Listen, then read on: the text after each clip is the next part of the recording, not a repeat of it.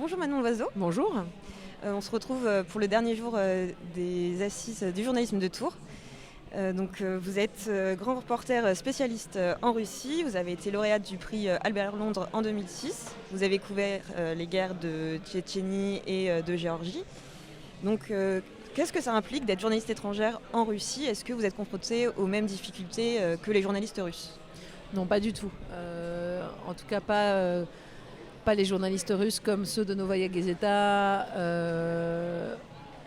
de Echo de Moscou et Doge qui viennent d'être fermés à cause du pouvoir et parce qu'aujourd'hui, parler d'une guerre en Ukraine peut valoir jusqu'à 15 ans de prison.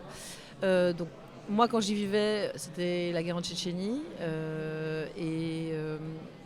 Globalement, on travaillait on pouvait plutôt travailler, enfin c'était compliqué, mais il n'y avait pas de, on va dire, il n'y avait pas de méfiance parce qu'on était des journalistes français ou européens ou occidentaux. Je sens, enfin d'après ce que je sais, mes collègues actuellement ont beaucoup de mal et on sent que la propagande d'État et toute cette opération Z du Kremlin est en train vraiment de développer un sentiment anti-occidental et donc rendre les choses beaucoup plus compliquées pour mes collègues qui travaillent là-bas parce que très clairement il y a un sentiment de haine anti-occidentale qui se développe et donc qui affecte profondément les relations que nous on peut avoir avec des Russes. Justement, c'était ma deuxième question, le rapport aux sources. Comment se passent les relations avec les Russes? Est-ce qu'il y a des difficultés particulières?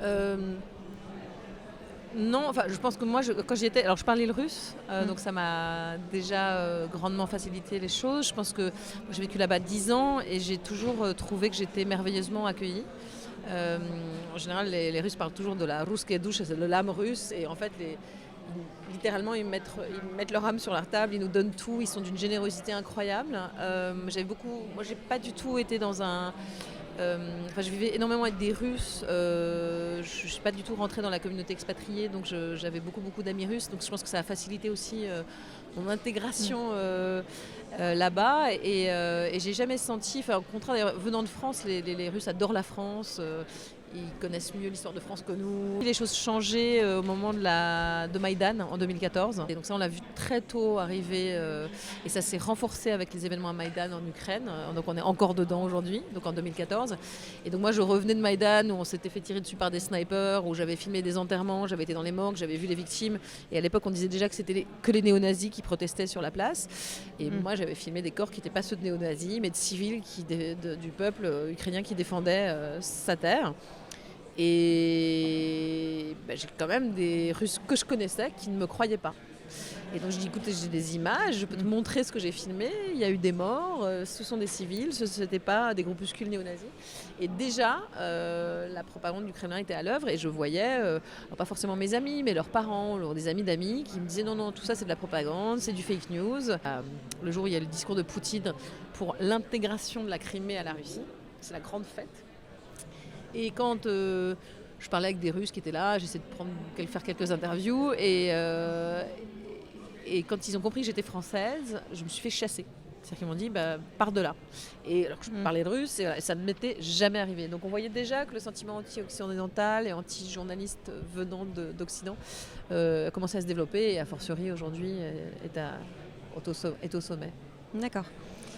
Et une dernière petite question, vous partez bientôt en Ukraine. Comment vous abordez ce voyage et le reportage que vous allez faire là-bas? En fait, c'est une question importante. Je vais aller faire un film sur les crimes de guerre que je commence. Et c'est vrai que les crimes de guerre qui sont en train d'avoir lieu en Ukraine ressemblent terriblement à ceux que j'ai pu voir dans les massacres dans les villages tchétchènes, ressemblent tragiquement à ceux que j'ai documentés en Syrie. Et donc quand j'ai écrit le projet, j'avais l'impression d'une espèce d'histoire sans fin de massacre et de barbarie. Donc j'y vais avec finalement 20 ans de vécu et d'avoir documenté ces crimes de guerre avec cette même méthodologie, cette même barbarie. Et en même temps, je sens que je dois le faire parce que justement, je connais, parce que justement, j'ai déjà vu et et que j'ai envie d'essayer de faire l'autopsie de ces crimes-là. Parce que finalement, tout ce qu'on beaucoup découvrent aujourd'hui est écrit depuis très longtemps. Anna Politkovskaya avait déjà écrit, elle a été assassinée en 2006, elle avait écrit tout ce qui est en train d'arriver aujourd'hui.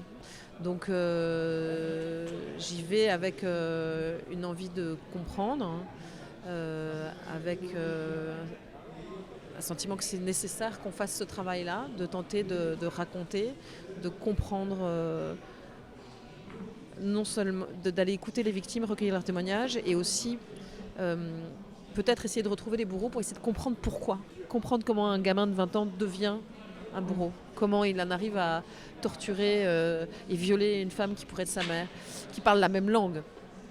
Et donc voilà, j'ai hâte de pouvoir y aller, de rencontrer les gens, de